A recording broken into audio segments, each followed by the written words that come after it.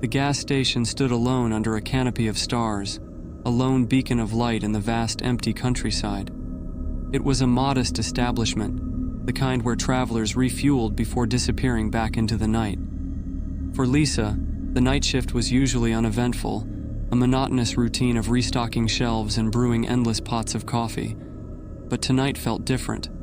An eerie stillness hung in the air, and Lisa couldn't shake the feeling that she was being watched. The bell above the door jingled, breaking the silence. Lisa looked up to see a man entering the store. His appearance was unremarkable, average height, dark hair, and dressed in jeans and a leather jacket. But there was something about his eyes that made her uneasy. They were too calm, too cold.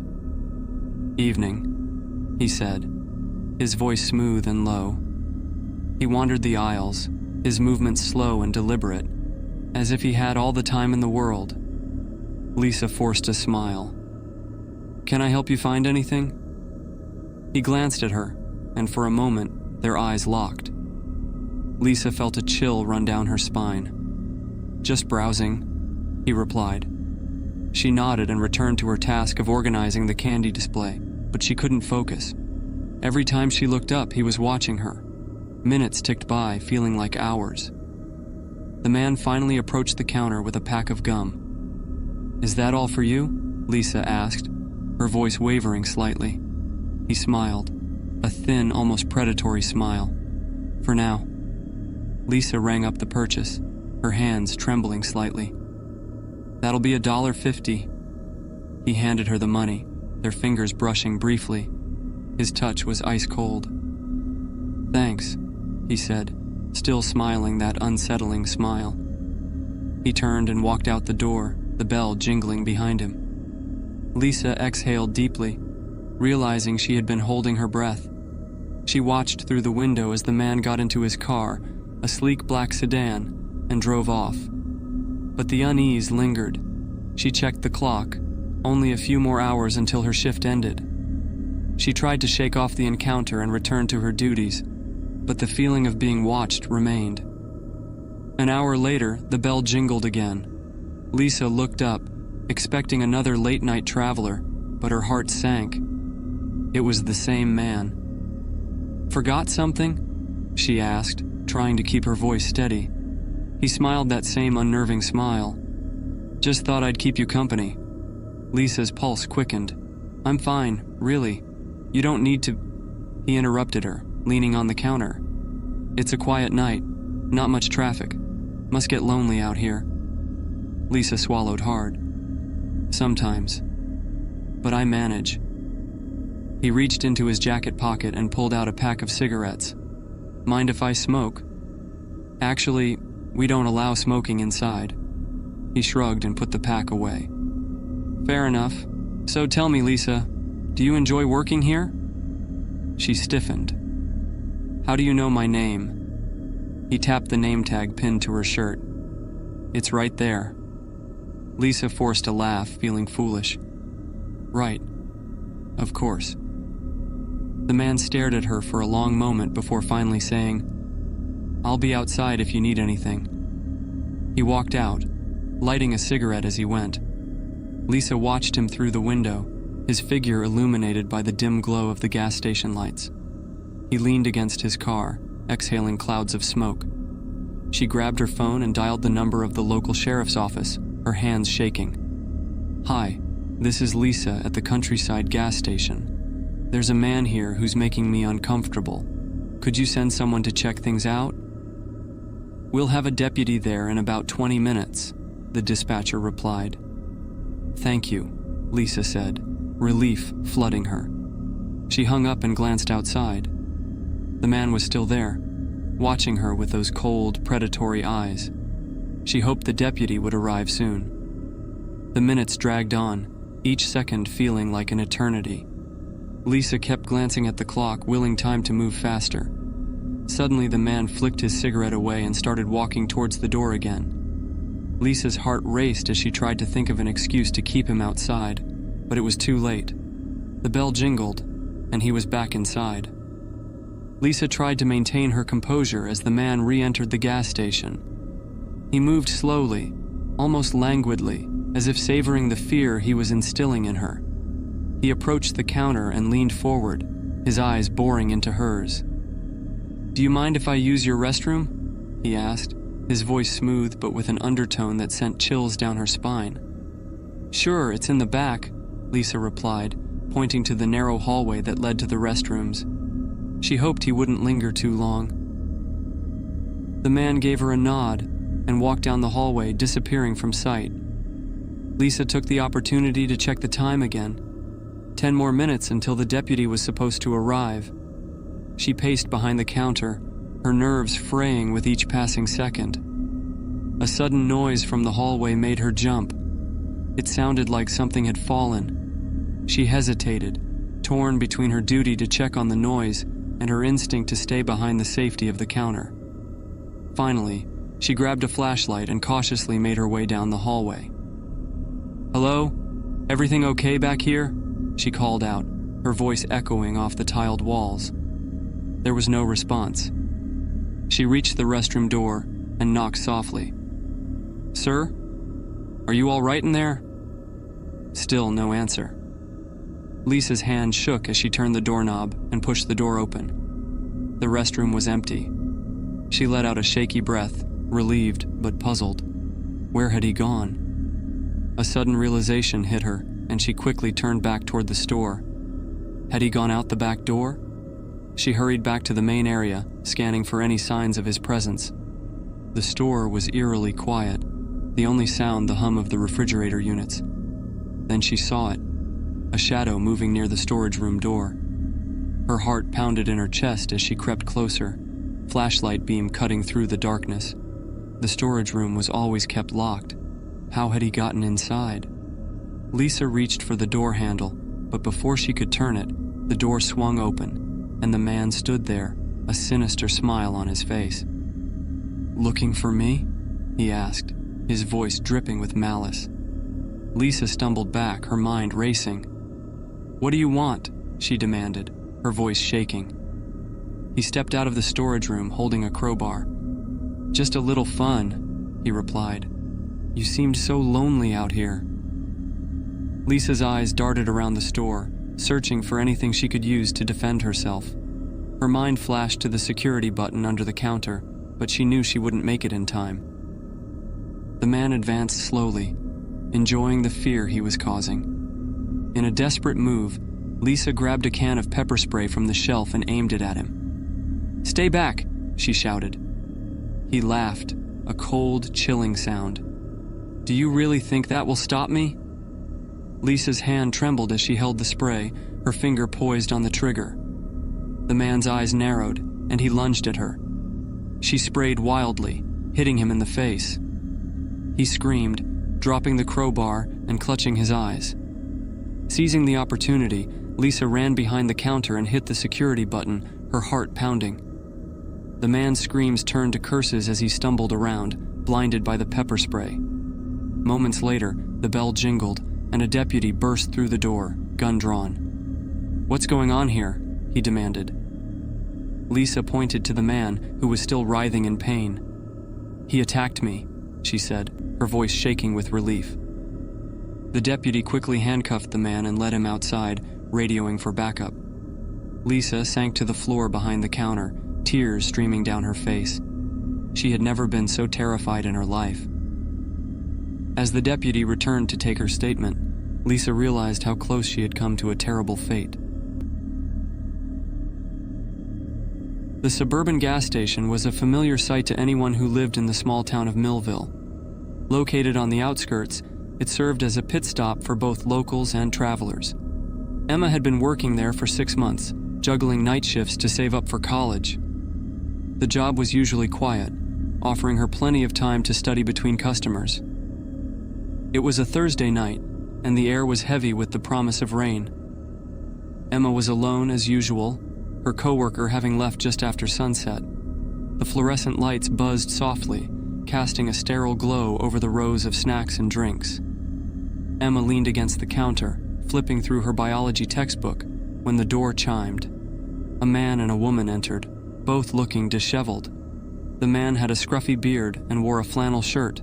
while the woman had dark circles under her eyes and clutched a small, tattered handbag. They glanced around nervously before approaching the counter. "Can I help you?" Emma asked, marking her place in the textbook with a pen. "Yeah, we need some gas," the man replied, his voice tense. "And maybe some directions. We're not from around here." Emma smiled politely. "Sure thing. How much gas do you need?" "Fill it up," the man said, handing her a crumpled $50 bill. "And, can you tell us how to get to the interstate?" Emma nodded, ringing up the sale. "Head straight down this road for about 10 miles, then take a left at the big oak tree. You can't miss it." The man grunted his thanks and headed back outside to pump the gas. The woman stayed behind, her eyes darting around the store. Emma noticed her hands were shaking. "Are you okay?" Emma asked gently. The woman looked at her wide-eyed, as if startled by the question. "Yes, I'm fine," she replied quickly. "Just a bit tired." Emma nodded, sensing there was more to the story, but not wanting to pry. "If you need anything else, just let me know."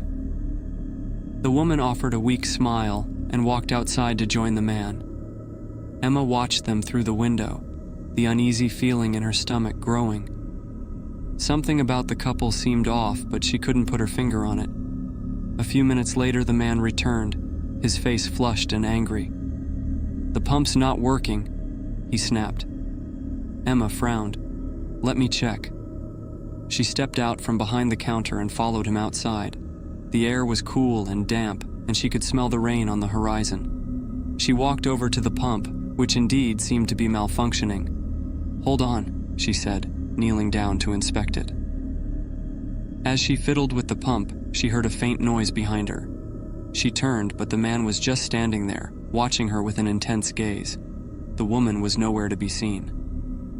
"Is your friend okay?" Emma asked, trying to keep her voice steady. "She went to the restroom," the man replied curtly. "Can you fix it or not?" Emma stood up, wiping her hands on her jeans. "It should be working now. Try again." The man grumbled something under his breath and started pumping gas. Emma watched him for a moment before heading back inside. She glanced towards the restroom door, which was slightly ajar. Her curiosity got the better of her, and she walked over, calling out softly, "Miss, are you all right in there?" There was no response. Emma pushed the door open and stepped inside. The restroom was empty. Confused, she looked around, wondering where the woman had gone. There was only one entrance to the store, and she hadn't heard the bell ring. A sense of dread washed over her as she returned to the counter. The man was finishing up at the pump, and the woman was still missing. Emma decided to call the police just to be safe. She picked up the phone, but before she could dial, the door chimed again. The man entered, his face a mask of anger. "Where's my wife?" he demanded. "I don't know," Emma replied, her voice trembling. "She said she was going to the restroom, but she's not there." The man's eyes narrowed, and he took a step towards her. "What did you do to her?" Emma backed away, her heart pounding. "I didn't do anything, I swear." Just then, the sound of sirens pierced the night air. The man froze, his face contorting with fear. He bolted out the door and into the darkness, leaving Emma alone and terrified. Moments later, a police car pulled up, and 2 officers rushed inside. Emma tried to explain what had happened, but her words came out in a jumble. The officers calmed her down and began searching the area. They found the man's car abandoned a few blocks away, but there was no sign of him or the woman. Emma was left with more questions than answers. Who were they? What were they running from? And where had the woman disappeared to? As the rain began to fall, Emma knew one thing for certain. She would never forget this night. The following day, the gas station was buzzing with activity. Police officers came and went, questioning Emma and combing through security footage. The whole town seemed to be talking about the mysterious couple and the woman's sudden disappearance. Emma couldn't shake the feeling of dread that had settled in her stomach. Detective Harper, a stern but kind woman in her late 40s, took charge of the investigation. She questioned Emma thoroughly, going over every detail of the night before. "You're sure the woman didn't leave through the front door?" Harper asked, her eyes sharp and probing. "Positive," Emma replied. "I would have heard the bell." Harper nodded, jotting down notes. "And you didn't see any other vehicles or people around?" "No, it was just them," Emma said, her voice trembling slightly. "Do you think she's okay?" Harper's expression softened. "We'll do everything we can to find her. Try not to worry." Despite the detective's reassurance, Emma couldn't help but feel responsible. She replayed the events over and over in her mind, wondering if there was something she had missed. The rest of her shift passed in a blur, and when she finally went home, sleep was elusive. The next evening, Emma returned to work, trying to push the previous night's events out of her mind. The gas station felt different now. Every creak and shadow seemed to hold a threat. She kept glancing at the security monitors, half expecting the man to come storming back in. Around midnight, the door chimed, and Emma's heart skipped a beat. But it was just an elderly couple looking to top off their tank. She managed a polite smile and went through the motions of ringing them up, but her mind was elsewhere. Once the couple left, Emma resumed her vigil by the counter. The hours dragged on, each one heavier with tension. She was beginning to think the night would pass uneventfully when she heard a noise from the back room. Her heart pounded as she grabbed the flashlight and headed toward the noise. The storage room was dimly lit, its shelves crammed with boxes of supplies. She carefully stepped inside, her flashlight cutting through the shadows. "Hello," she called out, her voice echoing in the confined space. "Is someone there?" Silence. She moved deeper into the room, her nerves on edge. Just as she was about to turn back, she spotted something on the floor. An old, worn handbag. Emma's blood ran cold. It was the same handbag the woman had been carrying. She picked it up with trembling hands and opened it. Inside, she found a wallet, some makeup, and a crumpled piece of paper. Unfolding the paper, she read the hastily scribbled note. "Help me. He's dangerous." Emma's mind raced. The woman had left this behind on purpose. But why? What had she been trying to escape from? And where was she now? Determined to find answers, Emma called Detective Harper and explained what she had found. The detective arrived quickly, taking the handbag and note as evidence.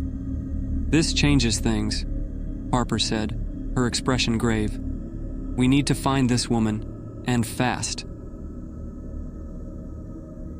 Over the next few days, the investigation intensified. Police scoured the town, questioning residents and searching for any sign of the missing woman. Emma couldn't shake the feeling of dread that clung to her. She kept replaying their brief conversation in her mind, wondering if there had been a clue she had overlooked. One evening, as Emma was closing up the gas station, she noticed a figure standing at the edge of the parking lot. Her heart leapt into her throat as she recognized the woman's silhouette. She was alive. Emma rushed outside, but as she approached, the woman turned and fled into the nearby woods. "Wait!" Emma called after her, but the woman disappeared into the darkness. Desperate to help, Emma grabbed a flashlight and followed. The woods were dense and foreboding, the trees casting eerie shadows in the moonlight. Emma pushed through the underbrush, her flashlight beam bobbing wildly. "Hello? It's Emma! I'm here to help!" she shouted, hoping the woman would hear her. A twig snapped behind her, and Emma whirled around, her flashlight revealing a man standing just a few feet away. It was the same man from the gas station, his face twisted with rage. "You're meddling where you shouldn't," he snarled, stepping closer. Emma backed away, her heart racing. "What did you do to her?" she demanded, trying to sound braver than she felt. He smirked, his eyes gleaming with malice. "You'll never find out." Before she could react, he lunged at her. Emma screamed and swung the flashlight, hitting him in the side of the head. He staggered back, cursing, and Emma took the opportunity to run. She sprinted through the woods, branches scratching at her skin and snagging her clothes. She could hear him crashing through the underbrush behind her, getting closer. Panic surged through her, but she forced herself to keep going. Just as she thought she couldn't run any further, she burst out onto a road. A car's headlights blinded her, and she waved her arms frantically. The car screeched to a halt, and Emma recognized the police cruiser.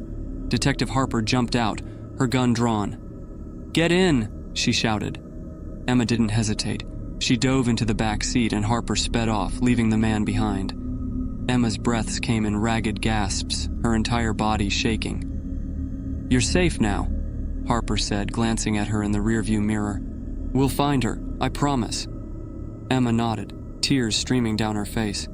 She had come so close to finding the truth, but the nightmare was far from over. It was late, and the long stretch of highway seemed endless under the moonlit sky. Sarah had been driving for hours, her eyes heavy with exhaustion. She was returning from a business trip, and the thought of her cozy bed back home was the only thing keeping her going. The gas station she spotted up ahead was a welcome sight. She pulled into the deserted station, its neon sign flickering erratically. The place seemed almost abandoned, save for an old pickup truck parked near one of the pumps. Sarah got out of her car, stretching her stiff limbs, and made her way inside to pay for the gas.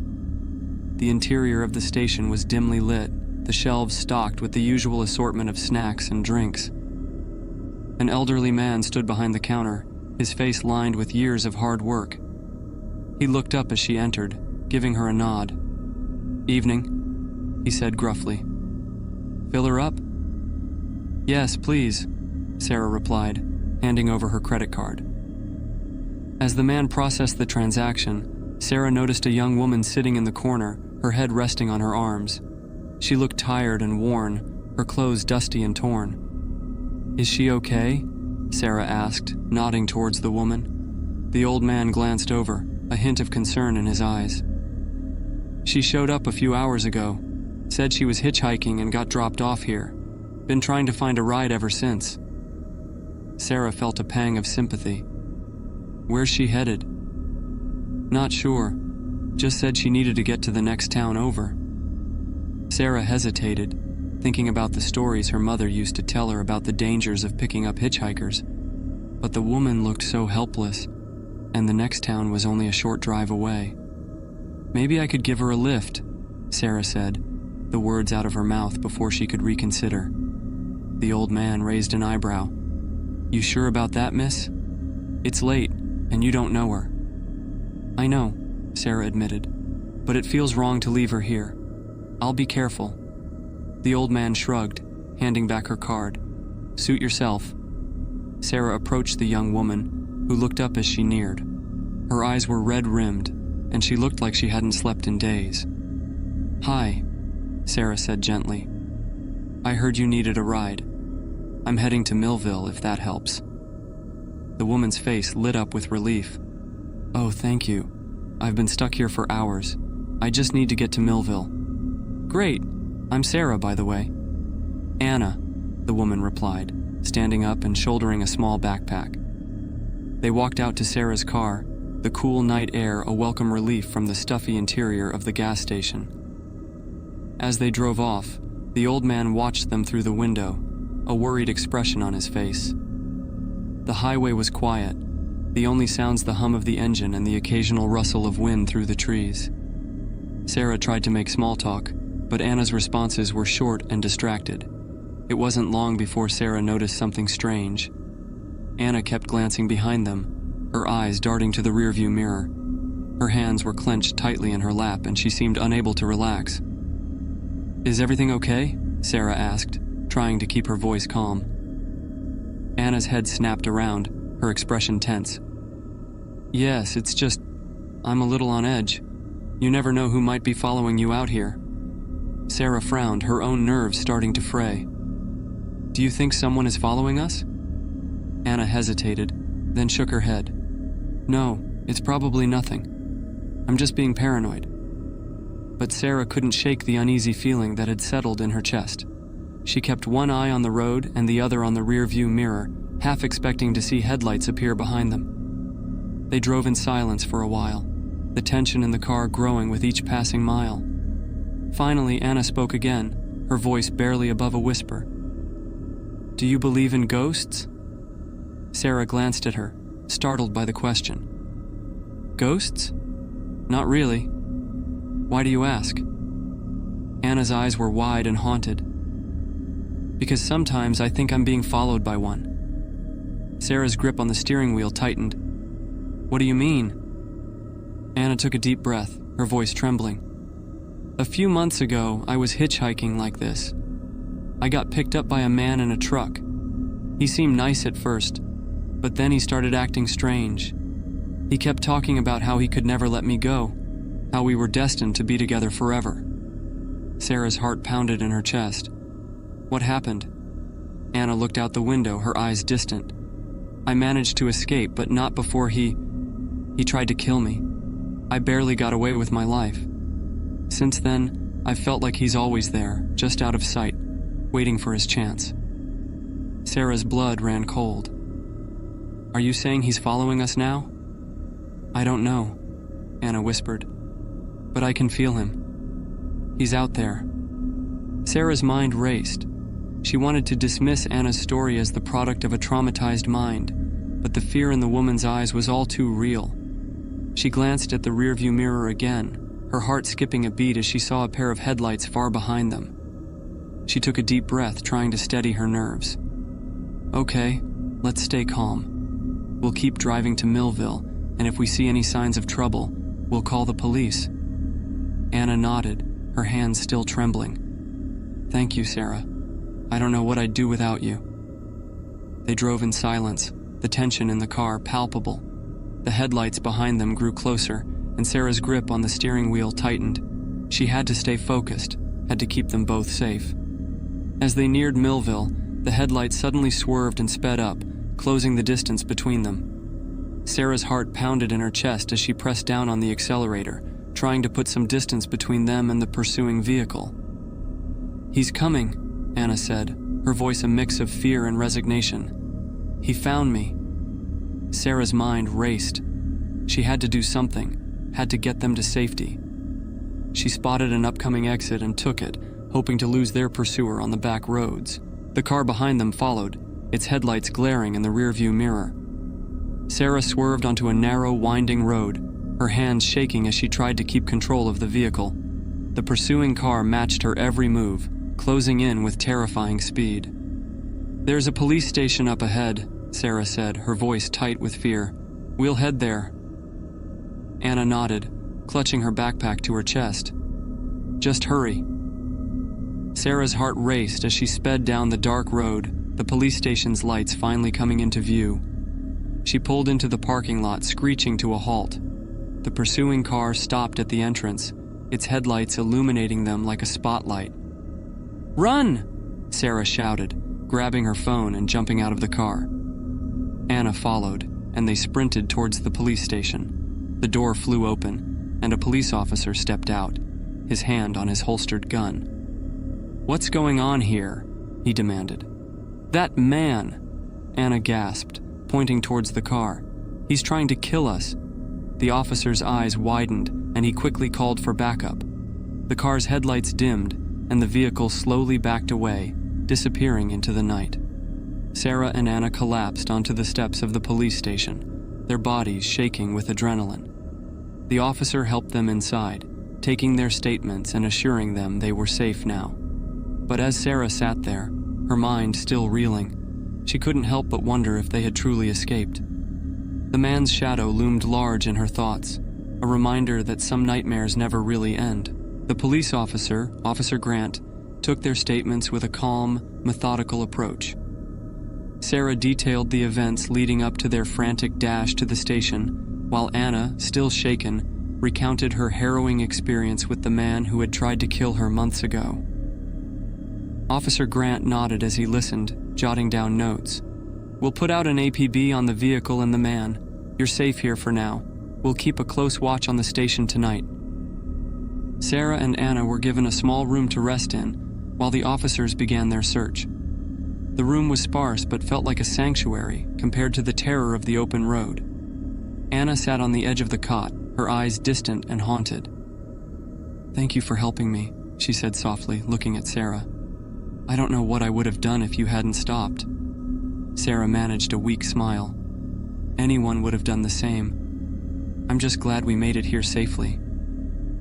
As the hours passed, the adrenaline began to wear off, leaving them both exhausted. Sarah lay back on the cot, her mind swirling with the events of the night. Sleep was elusive, and every noise outside the room made her jump. Around 3 a.m., there was a knock on the door. Officer Grant entered, looking serious. "We've got some news. We found the vehicle abandoned a few miles from here. The plates were stolen and there's no sign of the driver." Anna's face paled. "What does that mean? Is he still out there?" Grant nodded grimly. "We're not taking any chances. We're going to keep you both here until we can ensure your safety. We'll have patrols around the station and in the surrounding area." Sarah felt a cold knot of fear in her stomach. The man's shadow seemed to grow larger, the threat more imminent. She couldn't shake the feeling that he was still out there, watching and waiting. The night dragged on, and despite their exhaustion, sleep refused to come. The small room felt like a cage, the air thick with tension. Sarah and Anna spoke in hushed tones, trying to keep their spirits up, but the fear was palpable. Just before dawn, a commotion outside the room jolted them both awake. They heard raised voices and the sound of running feet. Sarah's heart raced as she strained to hear what was happening. A moment later, Officer Grant burst into the room, his face tense. "We need to move you both now. We have a situation." "What happened?" Sarah asked, her voice trembling. Grant didn't answer directly. "We have reason to believe the man may be nearby. We're taking you to a secure location until we can find him." Sarah and Anna hurried to gather their things, their fear mounting. They followed Grant out of the station and into a waiting police car. The early morning air was cool and filled with the sounds of the waking town, a stark contrast to the terror they felt. The drive was tense, every turn and bump in the road making Sarah's heart skip a beat. They arrived at a small, secure building on the outskirts of town. More officers were stationed around the perimeter, their presence both reassuring and a reminder of the danger they were in. Inside, they were given a more comfortable room, equipped with basic amenities and a sense of security. But the fear remained, a constant companion. Hours passed with no news. Sarah and Anna tried to rest, but every noise outside the room made them jump. The sense of impending doom hung over them, a dark cloud that refused to lift. Then, in the late afternoon, there was a knock on the door. Officer Grant entered, his expression serious, but with a hint of relief. "We've got him," he said simply. "He was hiding out near the old gas station. He's in custody now." The relief that flooded Sarah was overwhelming. She and Anna hugged, tears streaming down their faces. The nightmare was over. As the sun set on the small town, Sarah and Anna were finally able to relax. They would stay in protective custody for a few more days until everything was sorted, but for the first time in what felt like forever, they felt safe. The man's shadow had finally been banished, but the memory of that terrifying night would stay with them forever. They had faced a nightmare and survived, and now it was time to start healing.